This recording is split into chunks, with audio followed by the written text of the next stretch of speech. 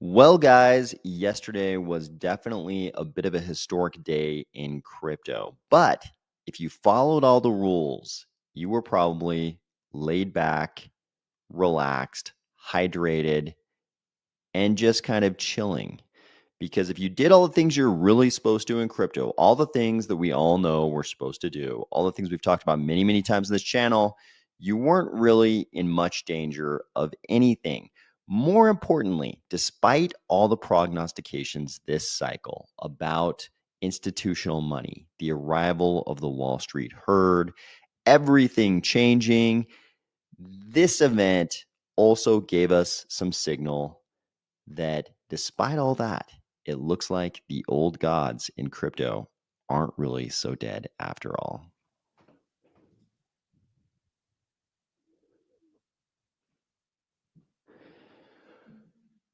Well, guys, it looks like we had a very wild day yesterday. So it was a pretty historic day. So let's go through what actually happened. So this tweet came out. I think he's still over on his special platform, but of course the White House account and I think his personal account over on X puts everything on X as well. But this was the post that kind of kicked everything off. So I'm going to go ahead and read this post. I don't think it's all so pertinent, but a certain part of it is very pertinent.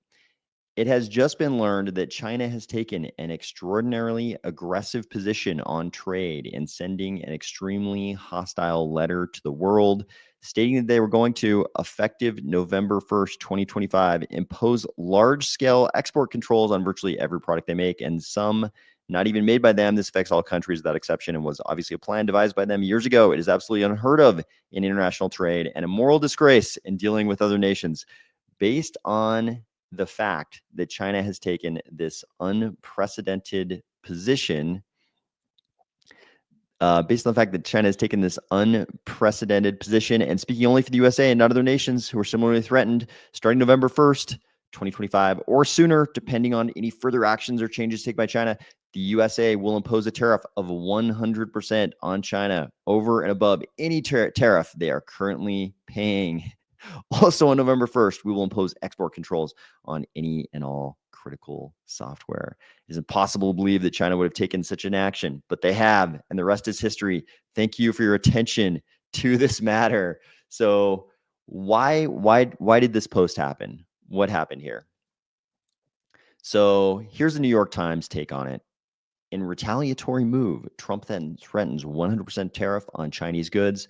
The president made the threat after Beijing imposed new global restrictions on the use of rare earth minerals, which are vital supplies for U.S. makers of chips and batteries. We are certainly trying to make a lot of chips and batteries, so this is a little bit problematic. And here's what happened. I'm giving you the dramatic view first. Let's all just take in the horrors. Let's experience the horrors here of what occurred. That is a very long, very red candle. So let's see who's in the comments here. We've got J Marie, what's up? Trevor, how's it going? Brody, how's it going? President Hambone's in there. Bought probably too much yesterday. Yep, and that is where this video is going. Christopher H, let's go. Let's go, Christopher H. To Madam, I'm Adam. To Madam, I'm Adam too. Let's go, Adam. Christopher, good morning. Turtle Guy, thank you for joining. Yeah, it has been a long time. Dorian, how's it going? President Hambone, love seeing the volatility. Daniil Wiggins is here. Kevin Schmitty, Kevin, it's been a long time, man. Long time. Good to see the post though. Sean, let's go. Maytube. Hey, I was sleeping when it happened. Okay, that's probably good. Omega, good to see you. Sean, caught the falling knife. But the dip from Jordan. Am I a recruiter? No. Would I? Even if you asked me, are you blank, and you were correct, I obviously would not tell you. I would not tell you because I'm trying to protect my anonymity. You got it. Glad you're here. Jay Marie, thoughts regarding, yeah, we could talk. We could talk about speculation about whether or not certain parties might have blown up yesterday. Wanting to hear something sane. Yeah, we're gonna try to stay in the zone of sanity. Have you played Expedition 33 yet this year? I have not. All fine. Crypto not so true. Jay Marie. Yep, I've got a coffee right here next to me as well, Jay Marie. So this is a dramatic view, and this is going to be, people are going to be looking at views like this, for a long time to come, because even though it looks like this on the dramatic TA style view, the trading view style view, you can access right here in CoinMarketCap. If you look at the normal CMC chart, it just looks like this. So here's what I think is so interesting about this. This candle, so what are we on? We're on the monthly chart. So we've got a daily candle here. This is the candle for yesterday. What we see is a high of a little over 82 cents and a low of 33 cents. Everybody knows that. Let me address this comment. I think this is important. Are we back for daily vids? So I talked about this a little bit last night. Not last night, but the video that a lot of people saw yesterday that I actually recorded late on Thursday night, Western Hemisphere time. And it's hard to do videos on the weekend because a lot of people are out doing stuff. So I kind of polled people, should we have videos on the weekend? And most people said they're actually usually busy. They're tied up with things on Saturday, and a lot of people have things going on Sundays. So I'm not planning on doing weekend videos unless something very important happens. And I think this was something, or I'll say something very notable, unless something notable happens. I think this was notable. Jay Marie hit the nail on the head. A red scare. Jordan, buy the dip. Yep. Yep. This is something else we can talk about. Trevor. Yep. We can talk about that. How long? It was a flash crash. This was a flash crash. So 33 cents lasted not long at all. I was actually, so we'll get into it. We'll get into it. So this was a flash crash. This is not the first flash crash rodeo for a lot of people in crypto. It did hit 33 cents. And what's happened in the past? So flash crashes have always been a thing in crypto, going back, way back to the 2013, 2012, 2013, 2014 days. Saw a lot of flash crashes. And usually what happens when you see a flash crash for the first time, you freak out because you're like, it's the Great Depression. I have squandered all of my savings on this magic internet money. All my money's gone. Even worse. I took out a second on my house. I've mortgaged myself to the hilt. Everything's lost. And a lot of people freak out and they sell when they start seeing these flash crashes, which obviously happened yesterday. You have a couple different things going on. First of all the leverage gets washed out of the system.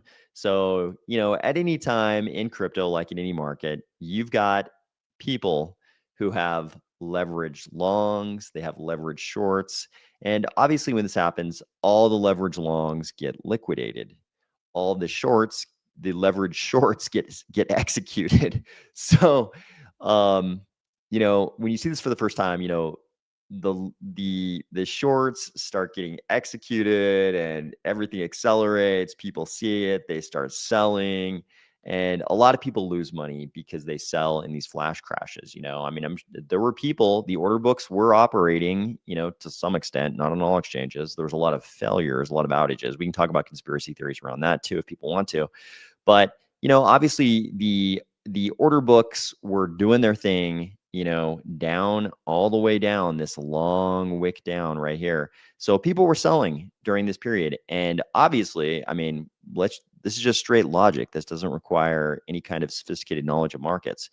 If you sold down here in a flash crash at 33 cents, and then, a couple hours later, we were back up here to 65 cents, which is the case because you can see the close price was 63.48. We were already clear back up at 64 at the close price.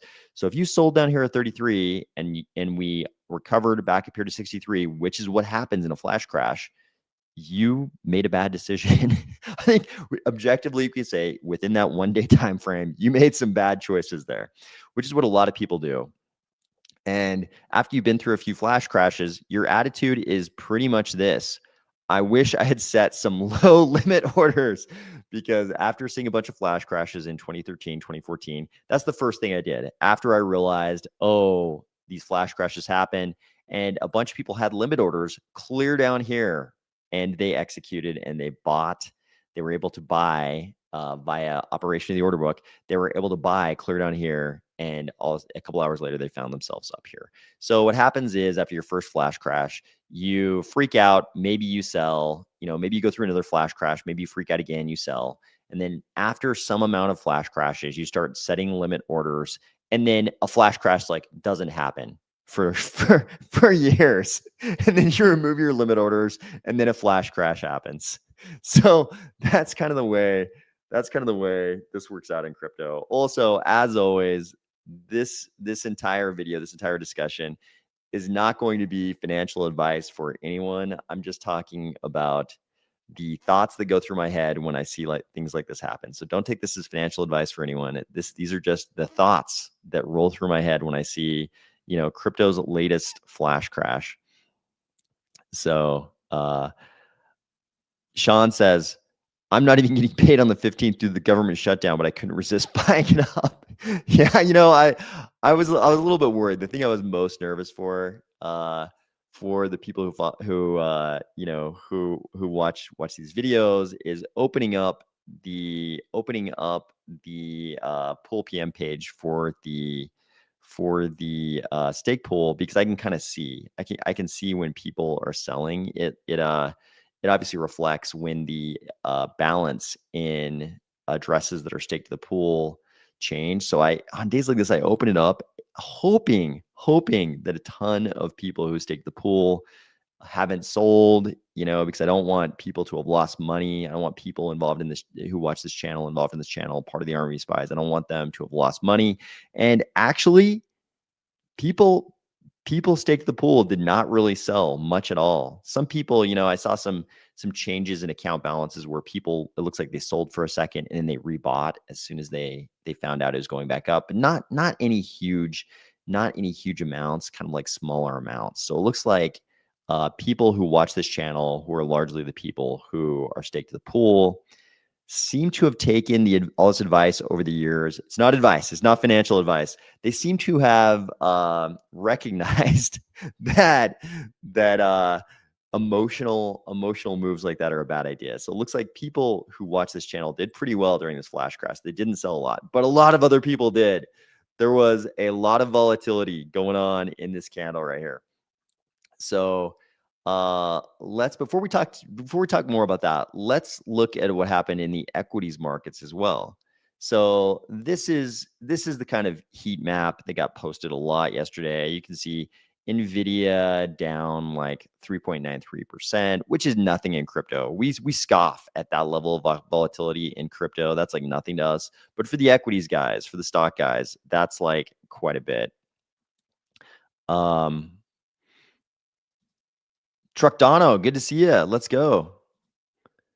And Nike, who is a good pig now? No idea. I have no idea. Anybody telling you they know how much midnight is going to be worth, I think does not actually know. I personally don't believe anybody knows. So if anybody's telling you how much midnight's going to be worth, I don't think they actually know. Charles I have no idea. I don't think any of us really know what Charles's market positions are. If they are extant, what they are. I don't think any of us know anything about Charles's personal finance at this point. Maytube says I am giga mega long. Yeah, I think a lot of people in crypto always are. But this is what happened. This is what happened in the equities market, and you can see, for us, I mean, we took this giant hit, this giant flash crash from 82 down to 33. But which makes this kind of heat map seem to pale in comparison. But this is actually pretty huge for guys who are just in tech stocks. This is a pretty huge event as well. here's a more up-to-date heat map. You can see NVIDIA showing something more like 4.9. If you go to Google Finance, you'll also see something that looks a lot more like 4.9 in here. You can see they're showing, currently on Google Finance, they're showing NASDAQ at 3.56. So, which kind of makes sense. But let's talk a little bit more about why I think a lot of people in Cardano, if they were kind of following the rules, they ended up looking a lot more like our little astronaut friend here, just kind of doing the Cardano and chill thing through the chaos. So I think on this channel, the things I've tried to convey, and again, not financial advice or any other kind of advice for anyone, but just when I'm describing the way I think about crypto, the things I think about are the following. Do not put your little ADA ducats into any lobster traps. And everybody on this channel, I think, knows what I mean by that. But if you've never heard this before, imagine your little ADA ducats. They're running around the ocean floor. Your little ADAs are having a great time, like a bunch of little lobsters on the ocean floor having a great time. And then they see a bunch of other lobsters going into this cave. And the cave looks like warm and cozy. And they're like, all the other lobsters are going into that cave. It must be safe. It must be totally safe to go into that cave over there. There's safety in numbers. The entire herd of lobsters is going into that cave. I'm just going to go in that cave too. Let's just go in there. I know I'm free. I have all this liberty. I can go wherever I please on the ocean floor, but maybe it's warmer in there. Maybe I'll go in there. Then if you let your little ADA ducket lobsters go into that cave, pretty soon at a certain point, something might happen, something bad. All of a sudden, the cave starts ascending the water column. It turns out that wasn't a cave, that was a lobster trap all along. And the fact that all the other lobsters were going into that cave doesn't mean a thing, because pretty soon you're up on the deck of a boat with all the other lobsters looking around. You're all saying to yourselves in some kind of like lobster language, hey, what happened to safety in numbers? We can't have all been so stupid. We all thought this was a cave and it was actually a lobster trap. And everybody's like, yeah, it looks like it was a lobster trap. And then pretty soon you're in the lobster pot getting cooked alive, and your little ADA lobsters are gone. So the only way you can prevent this, because your little ADA ducket lobsters on the ocean floor, they're not really smart enough to know to distinguish a cave from a lobster trap. It's almost impossible to distinguish the two. And you do not want to become what Dorian just posted, lobster salad. Lobster salad, very bad way to be. You want to be a free little, you want your ADAs to be little free lobster ducats on the ocean floor. You don't want them to end up as lobster salad, as Dorian put it. So the only way to prevent that, because we know hindsight is 2020, but we know in retrospect that the vast majority of people, and we pretty much just, if we're being smart here, we have to include ourselves in that group. The vast majority of people cannot distinguish between a lobster trap and a warm little lobster cave. So the only way to prevent this is not to go into any cave, because it might be a lobster trap. So what that means is you should not give up custody of your ADA. So when you go onto a platform, we'll just say any kind of platform, and you lose custody of your ADA, when you no longer have full control of your ADA, whether it's by smart contract or it's a centralized exchange and you're actually giving up the private keys, or you're giving up control through locking your ADA in some kind of a smart contract because it's some kind of a DeFi platform or something like that. Any of these things where you're giving up custody, or you're giving up one of the bundle of sticks in the ownership. So we think of ownership of something as a bundle of sticks, and there are certain things, right? If you have like a house, you can rent out your house, and you're giving the tenants who you're renting your house to one of the sticks in that bundle that makes up ownership of the house. So you can do the same thing with your ADA, which you should not do, but you can take your, Sean says, Meld got me lobster trapped on a wee bit of ADA. Yeah, I think everybody in crypto has been lobster trapped at one point or another. It's something that happens to all of us, and it's you basically learn from it and move forward. Like I'm absolutely positive you have done long ago.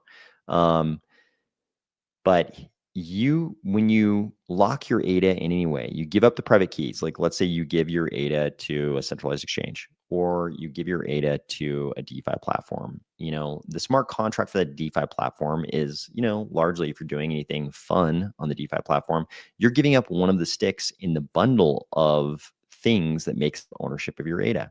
So anytime you do that, you might be in a lobster trap because you don't know what's going to happen. This is crypto.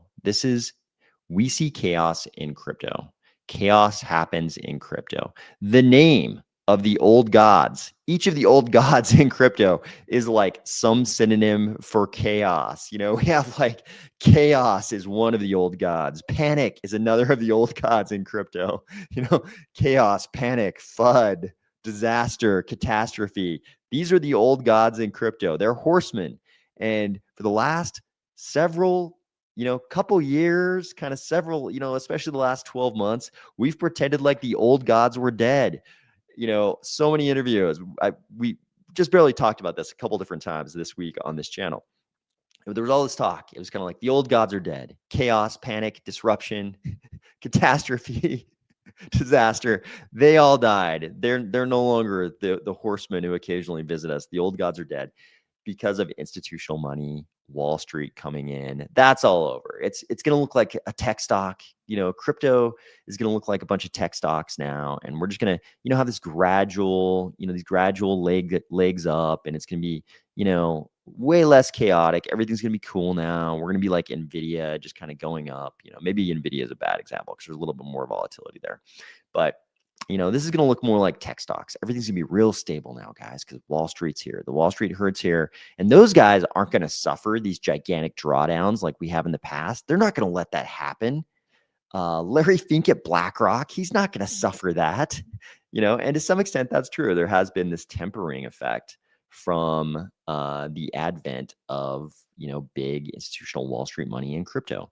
Maybe we can argue we saw that a little bit with Bitcoin because Cardano looked like this, right? We had, this monthly candle is a 22% down candle. That's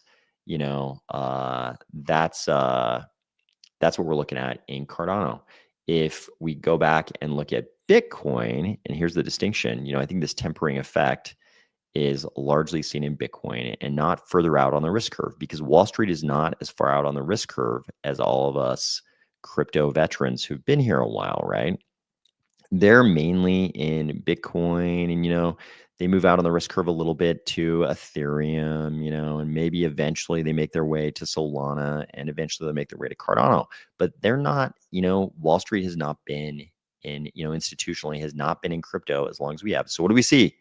On the Bitcoin candle, this is the 1 month chart. So this is the daily candle for yesterday. We see -7%, -7%. So the Cardano candle shows triple this sort of level of change in that candle.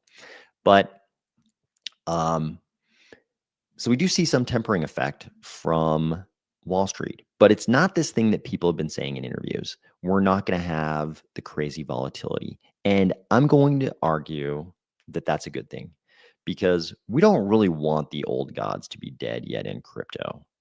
We kind of need that volatility. And what we saw yesterday was the old gods riding in on their dark, murderous horses to show us that the old gods are not dead. Volatility is still a big part of crypto, and we need the volatility writ large in order for the parabolic highs to still happen, right? If there was no possibility of volatility down, the crazy, insane volatility down we saw yesterday, some people would be arguing there's no chance of the crazy volatility up that's required for these parabolic highs. Because in these parabolic highs, it's not like it's not an S&P 500 thing where gradually over the course of years we build all this momentum and finally, we see these big highs after this big gradual buildup. In crypto, what we've seen in the past are these crazy parabolic highs where most of the gains are made on a handful of days in a whole cycle, in a whole 4-year cycle. This gigantic proportion of the gains are made in a handful of days. It's not like It's not 365 days of gains. It's just like certain days when you see all those big gains. So it's crazy and chaotic. And that's why we're all here. We don't want for the old gods to be dead yet. Okay. Yeah, I mean, so the create the imaginable says yield farming is giving up ownership too. Yeah, I mean, you're giving up when you lock your ADA in a smart contract. You're generally giving. I mean, you could create very simple smart contracts where this isn't the case, and nothing actually happens.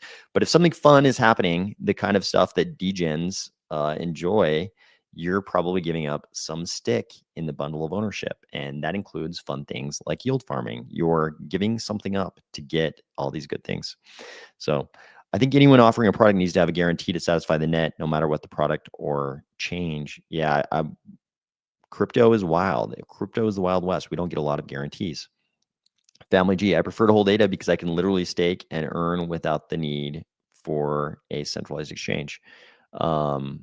Yeah, I mean, I think a big part of my personal thesis for Cardano is the self-custodied staking. That is the biggest feature of Cardano is secure self-custodied staking that is consistent with an optimal compromise of the three legs of the blockchain trilemma.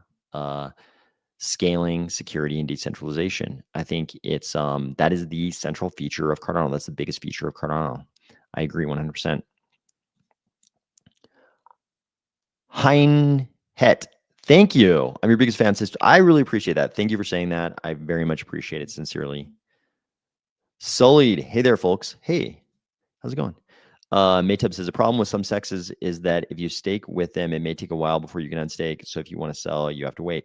Yeah, and unfortunately, as we saw this week, I covered it on the channel. One of the biggest problems with Ethereum currently, one of the biggest frustrations for Ethereum holders is that the unstaking queue, we saw reports that the unstaking queue was like 41 days or something. So unfortunately, Ethereum has taken the worst part of centralized exchange staking and incorporated it in their system somehow. Which is great for its competitors like Cardano. Omega, will Larry Fink suffer Solana outages because Wall Street is buying that? Seems like Wall Street are just as bad as most in crypto. Sorry, I think you all know I can't speak like I naturally would on this channel because there are still things that happen on YouTube. Things are getting better, I think, but there are things that still happen on YouTube that require me not to use natural language. I have no idea. I have no idea how much BlackRock is in anything other than Bitcoin. Maybe there are people who've seen, disclosures or something that indicate some useful information in that direction, but I actually don't know. I will say Larry Fink is he's probably covering himself in every possible way. So, do I think he will be suffering in any way in crypto the same way that regular retail people will? No, I think he is hedging against all risks in all ways. And I have no idea how much he's in anything besides, how much BlackRock's in anything besides Bitcoin. I have no idea.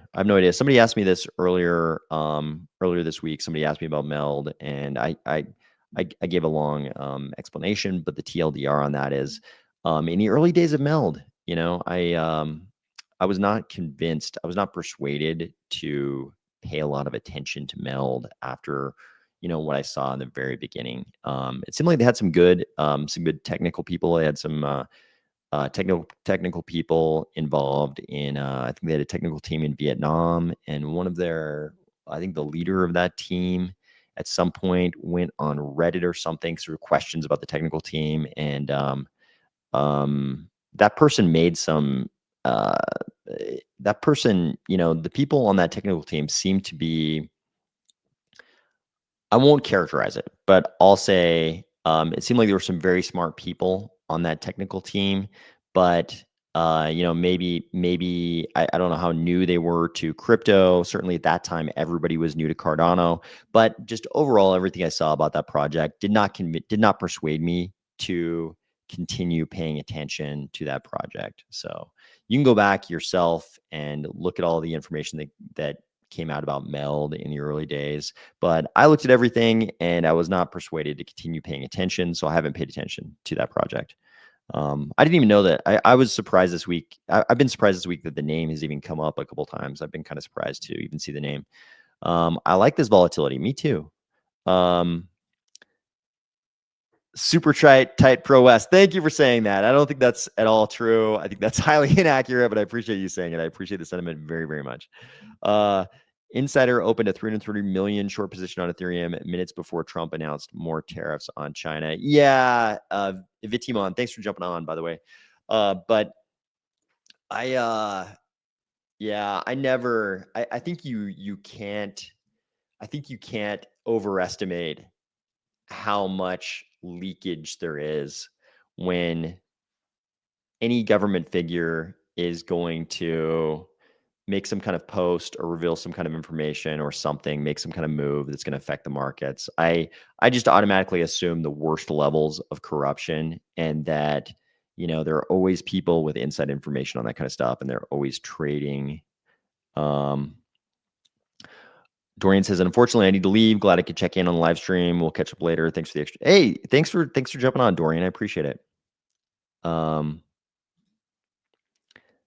Sean says, I followed BlackRock to buy Core Scientific, made me crazy gains. Yeah, I can't. I am not an equities guy, so I can't even comment on that. Ken Oiling, I have not seen. So this is the main guy. The main guy we saw information from Meld back in the day. I don't know anything about the current disposition of Meld or that guy.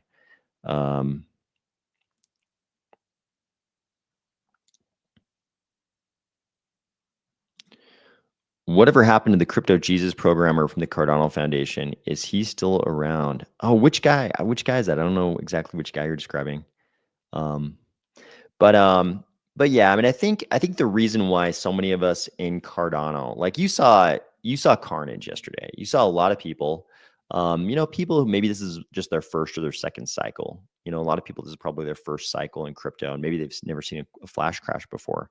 And they were doing, there were a lot of people doing exotic things with exotic, and by exotic, I really mean like inappropriate levels of leverage. People doing all kinds of degen stuff with their crypto yesterday, and a lot of those people lost a lot of money. There's a lot of carnage. President Hambone says, I got laid off from my job the other day. I'm on a vacation now because I've believed and invested in Cardano for years now. Well, congratulations for being on vacation. I think that is that sounds like a good and relaxing way to respond to being laid off. So congratulations on that. But I think the reason why you see so much carnage, and I mean, you see reports. There was a tweet. There was a tweet from some guy saying he'd lost, he'd lost some crazy amount of money. I think it was like 4 million. He'd lost $4 million or something like that on some project. Some dude straight up lost $4 million yesterday. So it's worth. I mean, this is really just basic logic, but it's worth repeating. Like, yesterday, if you had your crypto on a ledger and you hadn't given up custody of your crypto to anybody, when the flash crash happened, if you didn't sell and you just sort of waited for the flash crash to subside, nothing bad happened to you. You were doing this yesterday if you followed the rules. Like, the rules in crypto have always been the same. Any reasonable person has always told you the same thing in crypto. Has always, in my case, I try not to tell anyone anything. I just describe what I'm thinking about things. But what I've always described is kind of the same as any reasonable person in crypto. Like, keep your crypto on a ledger. That way it's less likely to get stolen. There's still ways you can, make mistakes and lose your crypto if it's on a ledger or other hardware wallet. Take your pick your poison on the hardware wallet. But if you do that, you don't give up custody or even any of the sticks in that bundle. If you don't lock your assets in some smart contract that could potentially lead to you losing your assets, if you don't use leverage, you were just chilling yesterday. You were like this.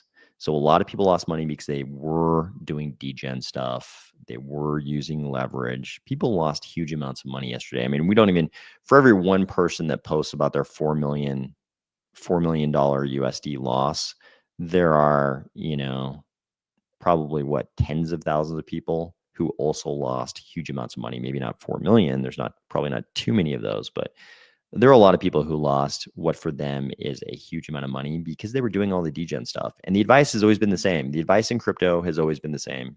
The advice has been not from me, but the advice I've followed in my own actions, and the thought process I've always described is, hey, I'm just going to dollar cost average, and every paycheck I'm going to take out some percentage and put that into crypto. So I'm going to DCA crypto all the time through the bad years. Crypto does this 4-year cycle.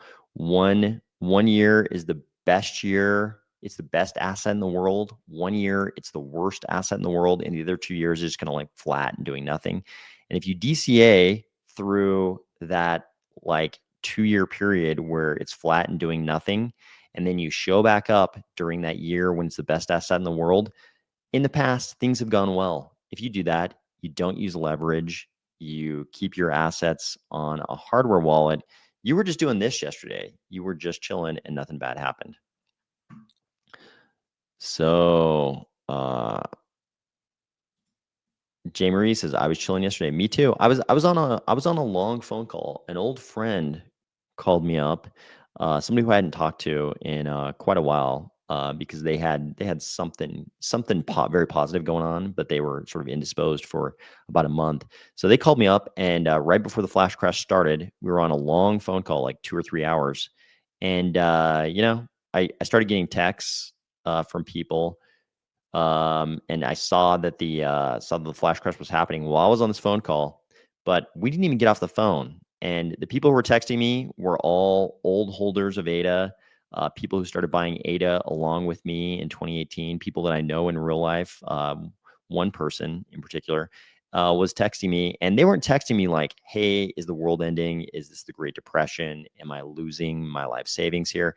They were texting me about their frustration that they couldn't get the order books to let them execute a buy at the bottom. So somebody was texting me like, I'm on this exchange right now trying to buy. Now I'm on this exchange trying to buy. There's too much traffic. There's a bottleneck. They won't let me buy. The frustration wasn't like, hey, ADA's at 33 cents. The frustration was they won't let me buy at 33 cents. And that's because if you've been around that long, if you've held ADA since 2018, you're probably doing this. Granted, there are some degens out there that are doing super degen stuff, who probably were not doing this yesterday. But if you've been around for a long time and you're following the normal advice in crypto, you were just chilling yesterday. Tom says the same thing. I was chilling and bought more. President Hambone says, Ethereum taught me a long time ago, crypto is a scam. Cardano taught me it doesn't have to be. Well put. Well put. Scott Smith says, miss you, dude. Been a listener since 21. Thank you. I appreciate that. Thank you for listening. So glad to have your level-headed perspective back, especially on the heels of this unprecedented level liquidations. Thanks much. Let's go. Cheers. Let's go. Let's go, Scott. Thank you for jumping on.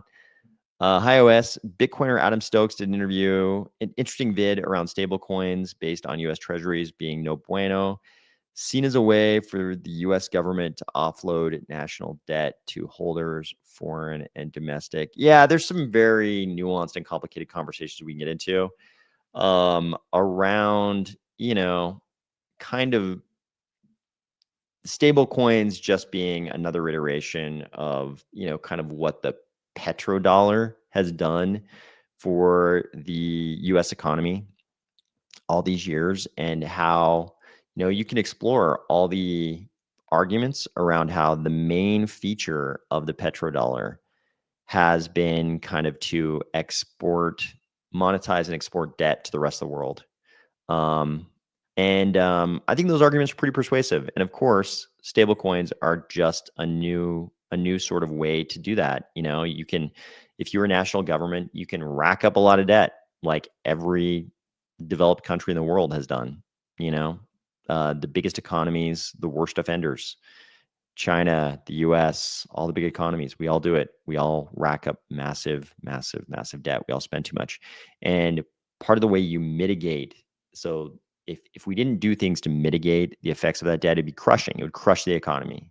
You would have, some kind of a, great recession kind of event, or a crushing Great Depression. It'd be crushing. It would crush the economy if you didn't mitigate this. So the way they mitigate it, part of the way is they just debase the currency. So debasing the currency, will only work if people will still accept that currency. So the way we've done that in the past, in the old days, the way this worked is we had sort of this petrodollar system. If you wanted to buy oil, you had to deal with dollars. And the US is sort of like, okay, well, we make it so that we do certain things, wars, wars. We do certain things to make sure that everybody has to use the dollar to buy oil. And then we turn around and we debase the dollar. So everybody who has to hold dollars so they can buy oil, they have to suffer that debasement. That's how we're going to export the mitigation mechanism for our debt. We're going to mitigate the crushing effects of the debt by exporting that debasement to the entire world, because we're going to make it so the entire world has to hold dollars.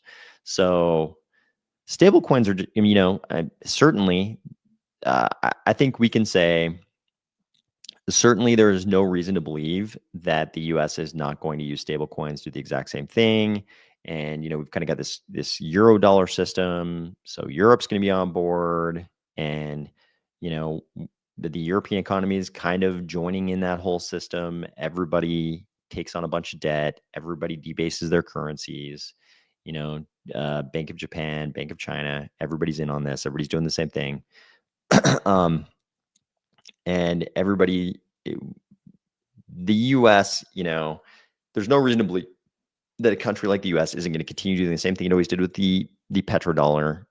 Figure out ways to get everybody to hold your currency, and then you debase your currency to make it easier to repay your debts. And that's how you export the, the burden of dealing with that debt. So yeah, I think it's hard to come up with logic that says that that's not the case. If somebody has a great argument why that's not the case, let me know. I mean, stable coins will do other things. It's not the only thing stable coins will do. There will be some positive things for sure, but I can't come up with any reason to believe that a government like the US government, and every other government, really, it's not that the US government is necessarily more evil in this respect. It's just what governments do. They take on crushing amounts of debt, and then they debase the currency to mitigate the effects of that crushing debt, to make it non-crushing. And if you are a giant economy like the US that also has a giant military, you can figure out ways to make everybody use your currency so that you can export the effects of that debasement. So AI needs crypto for faster instant transactions. Our day will come. Yeah, I've said one of the greatest things about AI for us in crypto. I've said this since the first version of OpenAI that really got them really, grabbed the imagination of the mainstream. Ever since we knew that AI was going to be important, it was going to be a real thing that touched the lives of normal people. Ever since that first edition of OpenAI, and I would argue Midjourney, and the version of Midjourney that was kind of contemporaneous, that suddenly could do amazing things. Since that time, I've said the greatest thing about AI for crypto is that AI is the money used by AI is certainly going to be crypto, right?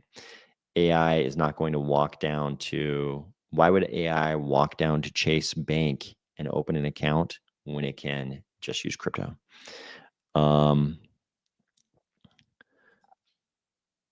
B internet user R says, I was trying to buy the dip, but Coinbase was still selling ADA at 75 cents while CMC said 36 cents. Yeah, I mean, exchanges, this is also not Brian Armstrong's first flash crash. Let me put it that way. This is not his first flash crash. Around the corn, hey, around the corn. I've been meaning to tell you, prior to the cornucopia's land grab, I definitely watched your Solace 3 video.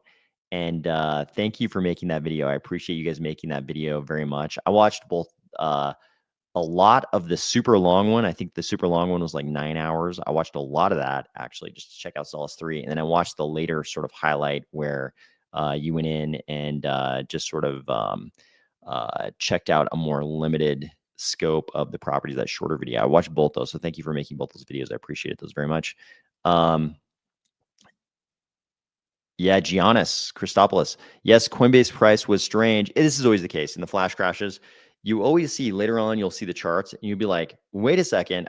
I was there. I was on the centralized exchange trying to buy at 33 cents, and either 33 cents was never shown. There seemed like there was no option. It never quite hit 33 cents. What happened? Or I saw 33 cents and I just couldn't buy. Those are exactly the texts I was getting from a friend while I was on the phone call while this was happening yesterday. They were doing the exact same thing. And that's been exactly my experience in the past. I didn't even try yesterday because in the past, every time I've ever tried, same experience. And, I mean, the conclusion I've come to is you would have to have a limit order in the order book, just waiting, for months and years to be executed in order to hit those. That's been my experience. I've never been able to hit those.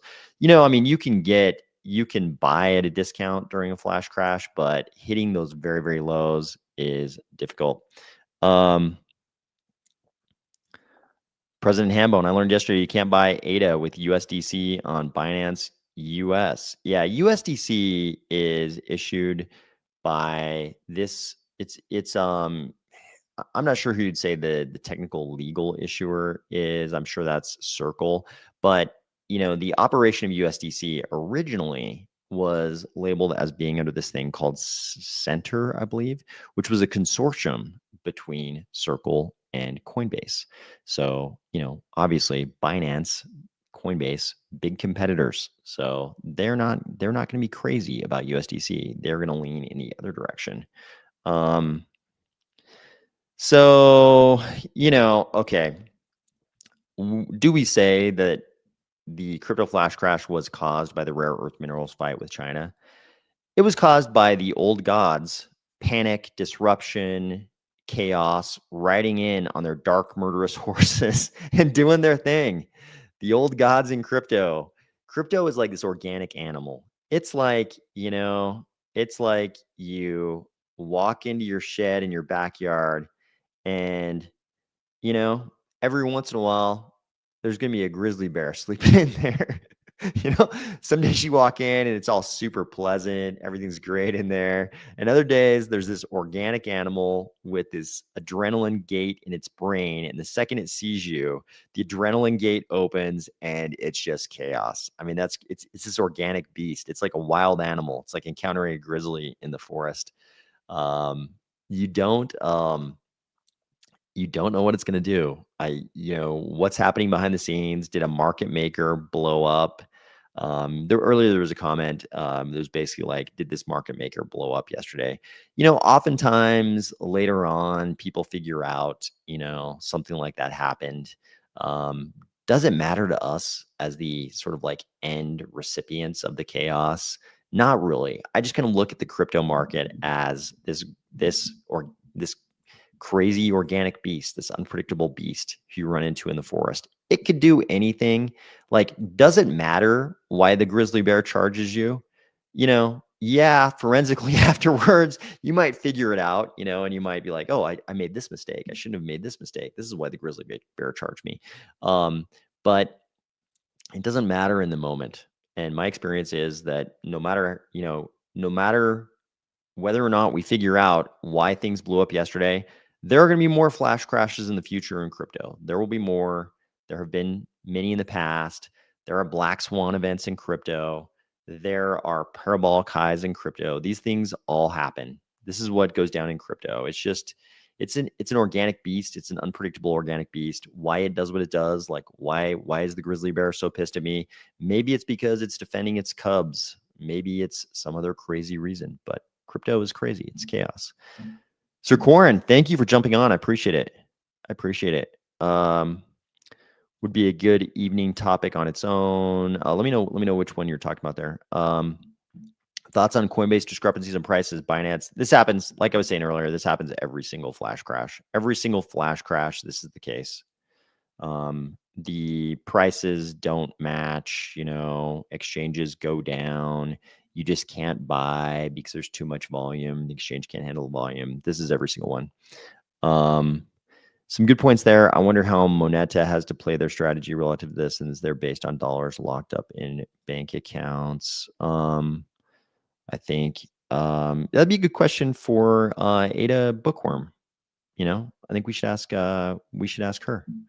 And this is something that the team over at Moneta has probably thought about more than anybody else. So I would probably default toward asking them what they think about that. And I'd be curious to hear the answer too. Can you explain the huge ADA price discrepancy between Coinbase and almost everything else? Yep, same question. It always happens. It always happens. And you can come up with all kinds of conspiracy theories about how the centralized exchanges don't want you to buy at those prices because they suspect or know or fear it's a flash crash, and they're going to sell you at that price. And then, immediately we're going to be double that, but at the end of the day, I don't think it really matters. This is just what happens every single flash crash. Mission Zambia, thank you for jumping on again. Appreciate it. Adam Olson, good to see you. The verbal lashing Charles gave the Democrats was hilarious. He's about 9 on the tension scale. That's actually a well put description of Charles. 9 on the tension scale. I love it. I hope if somebody invented actually it has been, it's not even invented, it's natural. I was gonna say if somebody invented a pill or a plant that would chill Charles out all the time, I was gonna say if somebody invented it, but we all know those things already exist. I would not want Charles to take that pill or use those substances because I think it's great. He is our hype man in chief. You want your hype man in chief to be a 9 on the tension scale. You want him to be that way. I want him to be this passionate guy. I want him to be this super passionate guy who gets crazy. You kind of want that. I mean, in some ways you don't, but you kind of have to take the good with the bad. Is he going to piss people off? Yes. Are people going to hate him? Yes. But I like having the super passionate hype man. He's our boy. He's the one. Yeah, okay. Gianna says, I witnessed Coinbase ADA price at 70 to 75 while CoinGecko and CMC showed 48 to 53. Yeah, this is exactly the kind of stuff that I've always seen every flash crash. So there's like, so their arbitrage can only happen so fast, right? The thing that levels that, barring, all the conspiracy theories about, the centralized exchanges, basically manipulating things or whatever. Barring those kind of arguments, let's pretend like those are not in the world of reality. They might be, but let's pretend for a second, just for a thought experiment, that that's not the case. Arbitrage can only happen so fast, and a flash crash, the whole point of the name is it happens in a flash. So the arbitrage is only going to happen so fast. And, surely there are people trying to arbitrage between those during a flash crash, even though it's happening so fast. But, this is what happens every single time. The boomers vote for more debt because they know they won't be the ones paying for it. That's a good point. Yeah, if you know you're going to die soon, why not go crazy? Let's have a party. Let's have a giant party. Let's go crazy. Let's if you're I'm not trying to impugn you, boomers, but the first thing that comes to mind, let's all go out and buy Corvettes and Harleys. I see a lot of boomers in Corvettes. Brand new Corvettes and brand new Harleys. I see that quite a bit.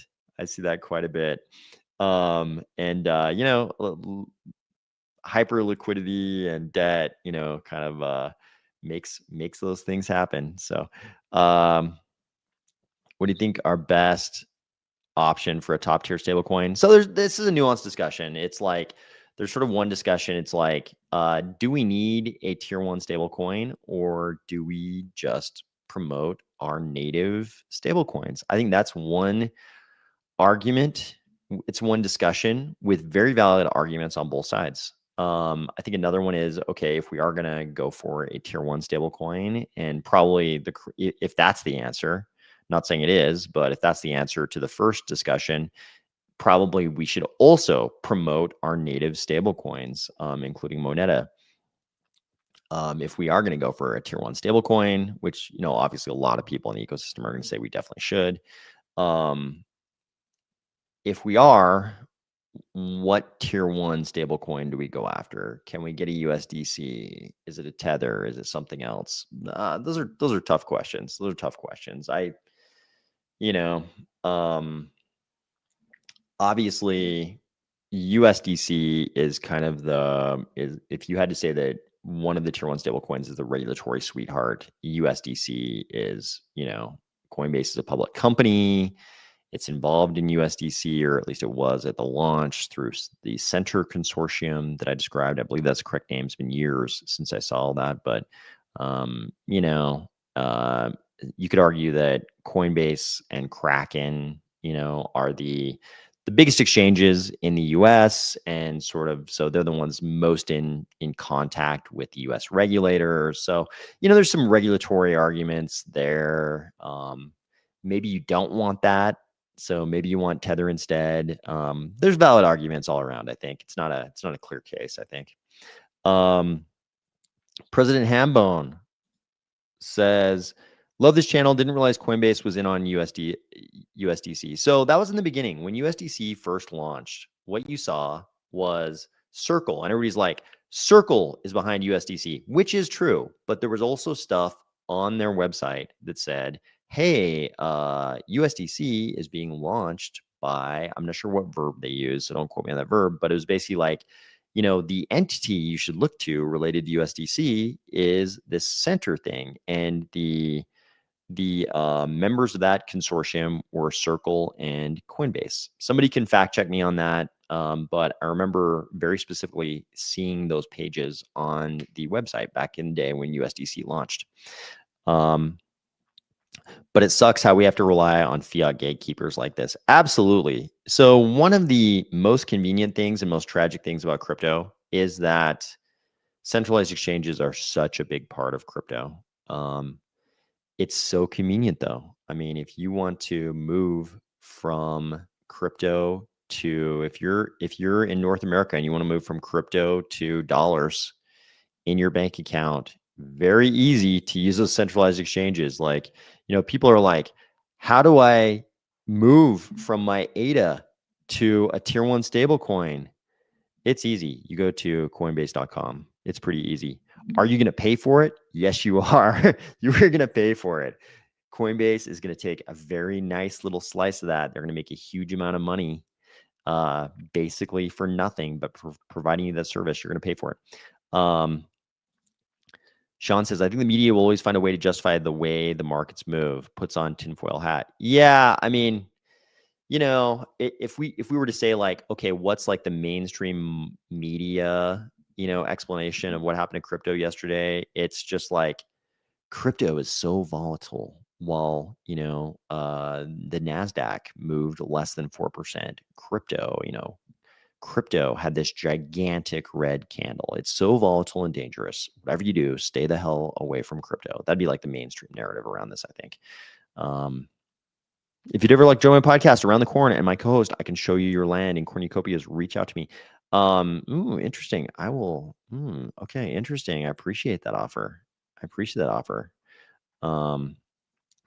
Are you excited about midnight? I am excited about midnight. Yes, definitely. What strategically do you think is going to happen with it? Are we just guessing? I don't know what's going to happen with it. I think we are just guessing. It's all conjecture. We don't really know. We don't really know what's going to happen with any crypto asset. Like, ask yourself, if you want to know the value of people guessing what's going to happen in the crypto markets, ask yourself, who told you yesterday morning that we were going to see that size a red candle? Every day there are guys telling you why there's going to be a red candle or a green candle, or it just remains flat, right? It's either going to go up or down or sideways, guys, depending on the following factors. That's the whole TA game. They tell you that. But how many, if TA yesterday was a powerful market phenomenon, very powerful market phenomenon, how many guys yesterday morning did a Fibonacci for you that told you what was going to happen, right? If TA cannot predict such a powerful move, What value is TA, right? And the whole point I'm trying to make is not that TA should have predicted that yesterday. What I'm telling you is that TA cannot predict that, just like no one can guess what's going to happen. Crypto is chaotic. The old gods, panic, chaos, disruption, they just kind of ride in on their murderous horses, and that's what happens.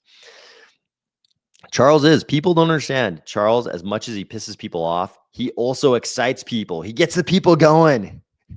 Charles gets the people going. That's what he does. He is the hype man in chief of Cardano. Charles is the best. I agree. God, it's great. We have this guy who is super passionate. The founder of our ecosystem is super passionate. He's a good presenter. He is very potent at both pissing people off and getting the people going. This is what you want as your hype man in chief. Ooh, this is a very serious comment, and I take it very seriously. I wonder if blockchain will free us or enslave us. It could do either. Blockchain is a powerful mechanism that could do either. We got to be really careful. That's why we can't just like go on autopilot. We have to, we in crypto have to talk about the issues. You know, blockchains, centralized blockchains can create the panopticon. I've talked about this on the channel many times. Charles has talked about panopticons. Panopticon is this idea that like you could have a prison where the guard shack is in the middle of the prison and it's surrounded by this like cylinder of jail cells. And from the prison, you can see into every single jail cell. So you can, geometrically, you could design a prison this way. And you could also design a central bank digital currency that would become a panopticon, where the central bank can see into every single one of our bank accounts, basically, just like the guard shack can see into every single prison cell. So it's a great thing for the guards, not so great for the prisoners. And I don't think we want to be prisoners. So it could enslave us. Okay. It's because many of the other exchanges are using Binance's order book. Yeah, I know. I mean, this is gone. I mean, it's all these things are possible. All the possible reasons, all the possible reasons for the things happening yesterday, they're all possible. Will we ever find out? Some of them, we might find out that a market maker blew up. Yesterday, we might eventually find out that that was the case, just because you saw posts yesterday and this morning, and one of the more hilarious ones, I think it was Kobe, said something like, I feel like somebody's died and eventually a body is going to float to the surface. And that could be that the body of a market maker floats to the surface and we all realize that some market maker blew up. It's possible. Yeah, Coinbase is super convenient, but you pay for it for sure. Did the Simpsons predict $36 ADA? I don't know. The Simpsons prediction phenomenon is really interesting to me. It's kind of wild that the Simpsons has so accurately predicted so many little things, or at least we've been led to believe it has. A lot of you are probably like me. You've probably never actually gone back and watched the actual episodes to see if it's so accurately predicted the event like we're being led to believe. I've never double checked any of those things, but if we're to believe what we're told about that phenomenon, it definitely is striking. The Simpsons has been able to predict so much. Yeah, so I think just based on the comments here and the looking at the changes in the balances of the addresses staked to the stake pool, it looked like people at least in the army of spies did pretty good yesterday. I think all of our discussions over the years, people seem to have taken the valuable parts of those discussions to heart, and I think people did pretty well. President Hambone says the VCs are just learning. This is my personal take on Cardano with midnight now. Yeah, so I think it is kind of interesting. So watching sort of institutions, financial institutions as a whole, watching them, it is really like watching somebody come into crypto for the first time and seeing them learn the same things you learned cycles ago. So obviously over the years, I've been in crypto since that 2012, 2013, 2014 period.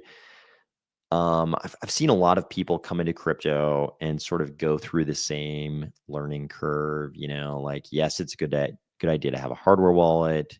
No, it's not a good idea to use leverage. No, I should not sell during a flash crash. All those kind of things. It's like you see somebody go through that process, and you realize they're learning the same things you might have learned cycles ago. And kind of get that nostalgic feeling, but also you always wish you could have figured out some way to just communicate that to them without them having to learn it the hard way like you did. And the institutions are really not going to listen to us. They're also going to learn it the hard way. Luckily, there's some regulatory constriction. They're not allowed to do a lot of things. Like we've talked about this week in some of the streams, they're going to do anything they're allowed to do that they think they can make money on. They'll do anything. There is no ethical limitation. They're going to do anything they're allowed to do. It's definitely we'll do anything you let us do kind of situation. So they're going to do anything they're allowed to do. I hope they do learn some of the same lessons as us. They will only learn those lessons for their own benefit, though, not for the benefit of retail. They're going to do just their own stuff. So anyways, we'll see how that goes, but they're going to go through the same learning process as us. Midnight is making them learn about Cardano. Yeah, I think that's true. I think that's I described Midnight as, and many others before me, I'm sure, have described Midnight as a Trojan horse. And Midnight is kind of a great Trojan horse because people are happy to get airdrops. People are also a little afraid to get airdrops these days because there's been so many airdrop scams to steal your crypto. But I think Midnight is a great Trojan horse in that case, in that way. Hambone says, I did stock trading since I was 18. Thanks to my dad. A lot of the same logic applies. Like you're saying, it's almost a level playing field. They're coming in after us. So please try to rip it away. Yeah. It's going to be wild. It's going to be wild seeing the institutions come in even more than they are now. We haven't seen candles yet until Wall Street comes in. I hope that's the case. I hope we see those parabolic highs. I hope we see the institutional money come in, the mainstream herd comes in, and we see these gigantic green candles like we saw yesterday. Yesterday we saw the crazy red candle, which we're used to in crypto, but I hope we also see those gigantic green candles. So we'll see. Okay. We've been on for an hour. I think I've covered all the topics I kind of wanted to cover in this stream. Like I said the other night, I kind of polled people to see if people were interested in streams and videos, those kind of things on the weekend. There's definitely a smaller appetite for it. So I definitely want to concentrate the videos when people are most likely to be able to watch them. Obviously the events of yesterday warranted an emergency meeting style stream like this. But any last questions before we sign off, before we get out of here? I know it's Saturday. For most people, it's Saturday. They've got things going on. So I want to get everybody out of here. Sean, thank you for saying that. I appreciate it. Yeah, I've had a really positive response to the new live stream format. I'll be honest, I was not so sure how good a job I would be able to do on the live streams. So I wasn't sure how well it was going to go. But I've had a really positive response to it. Good game, mate. Have a nice day. You too. Hambone, thank you for jumping on. Create the Imaginable, thank you for jumping on. Sir Corin, thank you for jumping on. Very much appreciate it. Everybody else, I hope you had a great week aside from yesterday. Joe Davidson says, I just want to see you on Around the Corn. I would love to hear your thoughts on current development. Yeah, I watched a lot of that really long video Around the Corn did on Solace 3, and I watched the shorter video they did. I really like what they're doing. I would love to go on that show. It's mainly just a time commitment thing. I really have to focus my time to get these streams done and do all the other things I need to do. But I would personally enjoy that very much. So we'll see if we can make something like that happen. It's mainly a time constriction thing though. Tom Knisner, thank you for jumping on. Daniil, thank you. I hope you relax and chill too. Around the corn. Appreciate you guys. Appreciate the videos you guys did. Adam, thank you. Thanks everybody for jumping on. I hope everybody had a great week with the exception of that crazy thing yesterday. I hope next week is a lot more green and a lot more red for all of our sakes. But I hope otherwise, outside of crypto, I hope everybody has a great weekend. And I hope next week is great for everybody too. And I'll talk to you soon.